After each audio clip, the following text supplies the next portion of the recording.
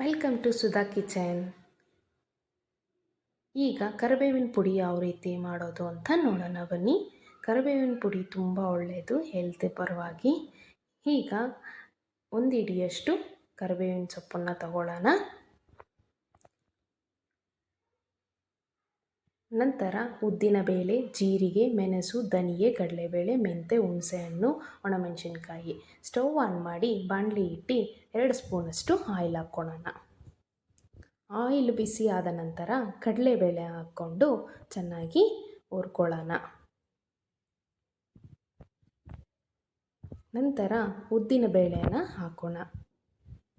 ಇದನ್ನು ಕೂಡ ಚೆನ್ನಾಗಿ ಮಿಕ್ಸ್ ಮಾಡ್ಕೊತ ಫ್ರೈ ಮಾಡ್ಕೊಳ್ಳೋಣ. ನಂತರ ಮೆಂತೆ ಹಾಕ್ಕೊಳ್ಳೋಣ.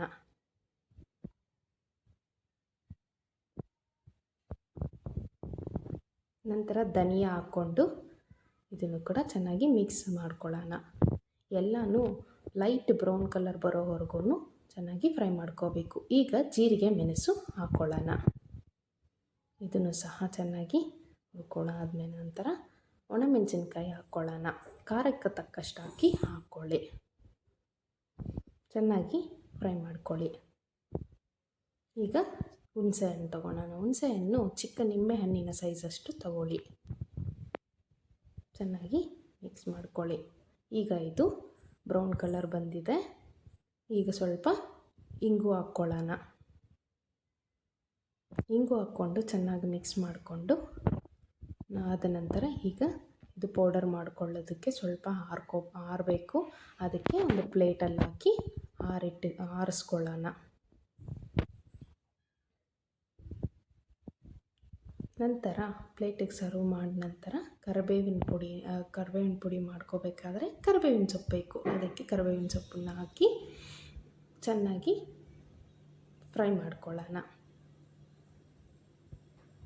ಇದು ಸಹ ಸೀದೋಗೋ ಥರ ಎಲ್ಲನೂ ಹುರ್ಕೋಬಾರ್ದು. ಈ ಥರ ಲೈಟ್ ಬ್ರೌನ್ ಕಲರು ಇರಬೇಕು. ಆ ಥರ ಚೆನ್ನಾಗಿ ಫ್ರೈ ಮಾಡ್ಕೊಳ್ಳೋಣ.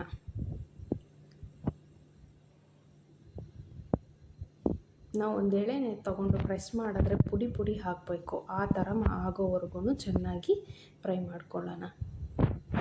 ಈಗ ಇದು ರೆಡಿಯಾಗಿದೆ. ನಾನೀಗ ತೋರಿಸ್ತೀನಿ ನೋಡಿ. ಒಂದು ಎಳೆನ ತಗೊಂಡು ನೋಡಿ ಈ ಥರ ಮಾಡಿದಾಗ ಪುಡಿ ಹಾಕಬೇಕು. ಈಗ ಇದು ರೆಡಿಯಾಗಿದೆ. ಇದು ಸಹ ಸ್ಟವ್ ಆಫ್ ಮಾಡಿ ಈಗ ನಾವು ಒಂದು ಸೈಡಿಗೆ ಇಟ್ಕೊಳ್ಳೋಣ. ಈಗಾಗಲೇ ನಾವು ಫ್ರೈ ಮಾಡಿಟ್ಕೊಂಡಂತಹ ದಿನಸೆಗಳೇನೆಲ್ಲ ಇದ್ದಾವೆ ಅದು ಮಿಕ್ಸಿ ಜಾರಿಗೆ ಹಾಕೋಣ. ಮಿಕ್ಸಿ ಜಾರಿಗೆ ಹಾಕಿ ಈಗ ಪೌಡರ್ ಮಾಡ್ಕೊಳ್ಳೋಣ.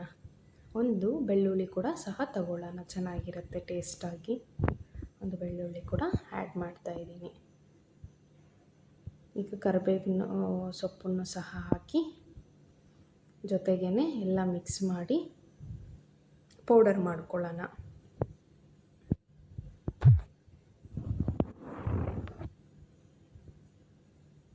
ಈಗ ಚೆನ್ನಾಗಿ ಎಲ್ಲನೂ ಮಿಕ್ಸ್ ಮಾಡ್ಕೊಂಡಾದ ನಂತರ ಒಂದು ಸ್ಪೂನಷ್ಟು ಸಾಲ್ಟ್ ಹಾಕೋಣ.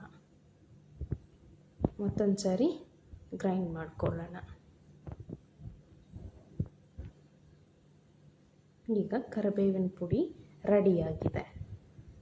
ನಾವು ಇವಾಗ ರೆಡಿಯಾಗಿರೋ ಕರಿಬೇವಿನ ಪುಡಿಯನ್ನು ತೆಗೆದು ಒಂದು ಜಾರಿಗೋ ಒಂದು ಬೌಲಿಗೋ ಹಾಕಿ ಸರ್ವ್ ಮಾಡ್ಕೊಳ್ಳೋಣ. ಒಂದು ಜಾರಲ್ಲಿ ಹಾಕಿ ಟೈಟ್ ಕಂಟೈನರಲ್ಲಿ ಹಾಕಿ ಇಟ್ಟರೂ ತುಂಬ ಒಂದು ತಿಂಗಳಾಗಷ್ಟು ಇರುತ್ತೆ. ತುಂಬ ಚೆನ್ನಾಗಿರುತ್ತೆ. ಚಪಾತಿ ಜೊತೆಗಾಗಲಿ ಈ ಬಿಸಿ ರೈಸಿಗಾಗಲಿ ತುಂಬಾ ಚೆನ್ನಾಗಿರುತ್ತೆ. ತುಪ್ಪದ ಜೊತೆ ತಿಂತಾಯಿದ್ರೆ ತುಂಬ ಟೇಸ್ಟ್ ಇರುತ್ತೆ. ಮಕ್ಕಳೆಲ್ಲನೂ ತುಂಬ ಇಷ್ಟಪಟ್ಟು ಇದನ್ನು ತಿಂತಾರೆ. ಹಾಗೆ ಇದರಲ್ಲೆಲ್ಲ ಸಾಂಬಾರಲ್ಲೆಲ್ಲ ಕೊಟ್ಟರೆ ತಿನ್ನೋದಿಲ್ಲ. ಈ ಥರ ಮಾಡಿದ್ರೆ ತುಂಬ ಚೆನ್ನಾಗಿದೆ ಅಂತ, ಟೇಸ್ಟಿಯಾಗಿದೆ ಅಂತ ವಾವ್ ಅನ್ನೋ ಥರ ಇರುತ್ತೆ. ನಿಜವಾಗ್ಲೂ ತುಂಬಾ ಚೆನ್ನಾಗಿರುತ್ತೆ. ಟ್ರೈ ಮಾಡಿ.